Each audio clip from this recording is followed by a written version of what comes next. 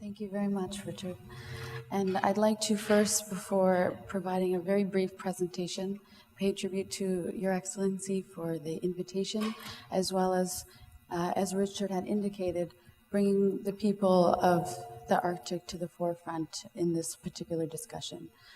Congratulations on 40 years of relations with Canada, and I noted last night you indicated 57 years of diplomatic relations, and my warm congratulations.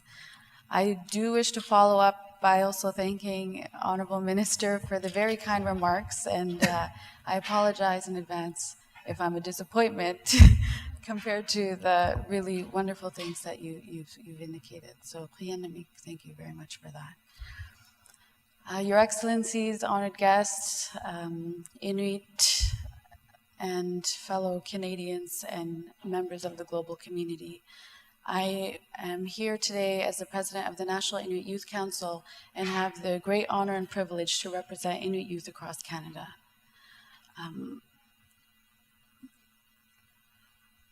It's a very interesting time for everybody in the global community with respect to the Arctic.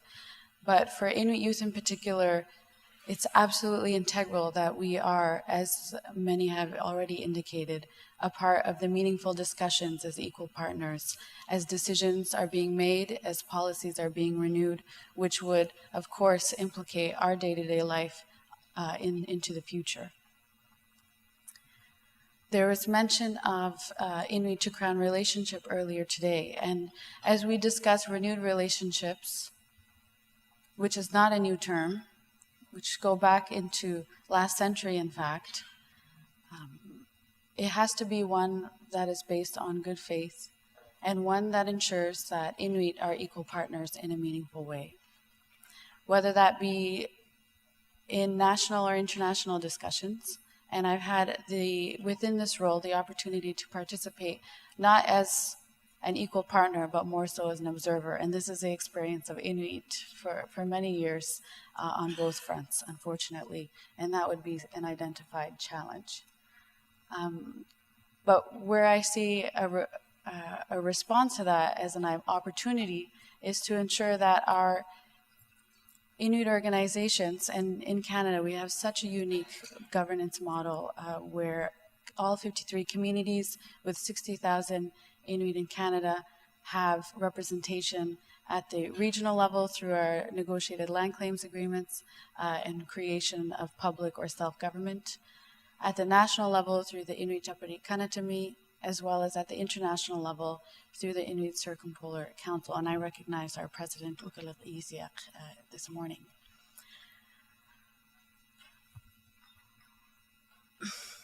I had the opportunity to gather Inuit youth at our last summit, and I appreciate that Honorable Minister is very well aware of the priorities that Inuit youth hold near and dear to their hearts, and I would like to share those with you this morning. And I'm sure in your respective lines of work you can make the connection as to how important it is that these priorities are at the forefront and that they're being honored by all who are either laying claim to the Arctic, doing work in the Arctic, or creating policies that would implicate the people who inhabit the Arctic. The first, of course, is Inuit language. As an Indigenous population in Canada, I've said this many times before, Inuit are very proud to have the highest retention of our language, despite the assimilation policies that were indeed strategic to essentially achieve cultural genocide. We'd like to, as Inuit youth, continue to strengthen our relationship with our language and ensure that one day all Inuit speak Inuktitut, and business being done in our homeland is done so in Inuktitut. The second is Inuit culture and practices. And the theme of this conference today is modernization and traditions. Inuit youth do not see a reason to compromise either. Inuit youth have the vested interest in continuing the practices of our people that have ensured that we continue to thrive on what many believe the Arctic as being an inhabitable environment, but one that when I look out of my window into into my backyard, my playground, is something that I marvel at each and every day. The practices that we hold core to our being the opportunities must continue to be available for Inuit youth to participate in. Again, due to assimilation policies and practices with our recent history over the last 2 and 3 generations, this was something that was limited.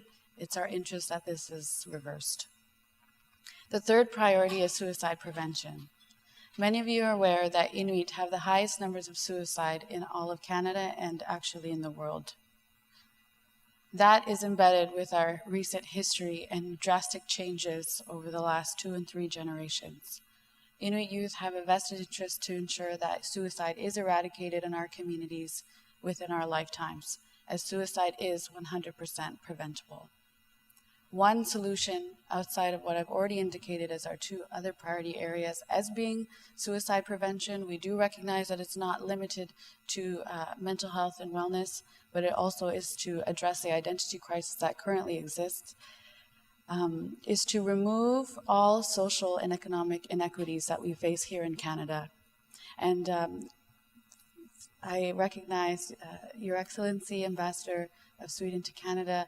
I had the opportunity to visit Stockholm 2 weeks ago and receive an award on the United Nations Sustainable Development Goals. And many people who were present there had not known about the fact that prior to the Sustainable Development Goals were the Millennium Development Goals.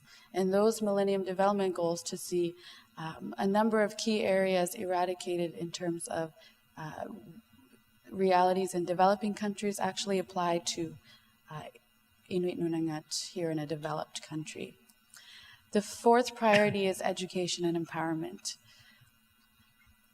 We currently understand that there is different levels of educational attainment, ones that we definitely want to see improve, but not only in Western epistemology, but also in our way of knowing. And to me, that doesn't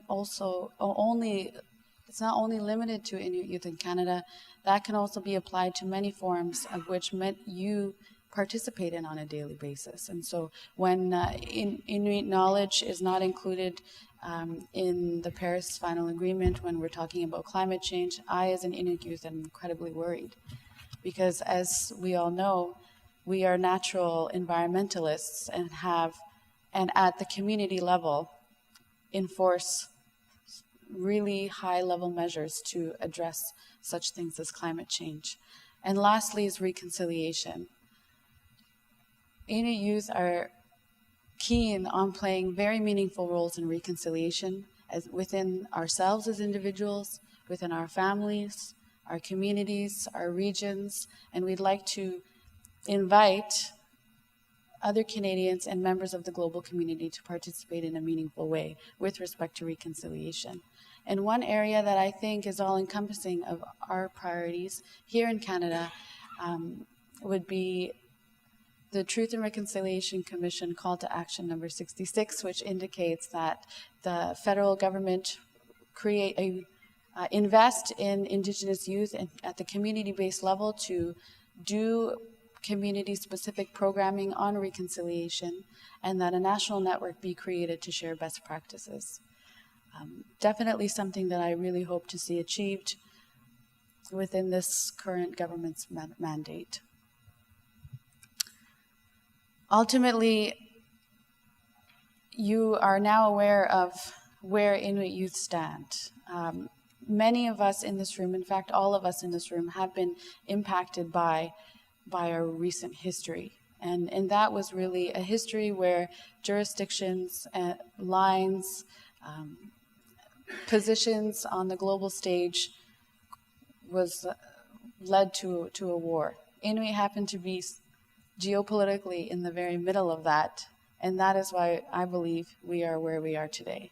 However, I am very hopeful for a brighter future, and when it comes to Inuit youth, like it was indicated, in terms of where we are today and where we will be tomorrow, we have to be a part of that discussion to be able to ensure that it is reflective of who we are in honoring what it is that we have been able to continue to prize, continue to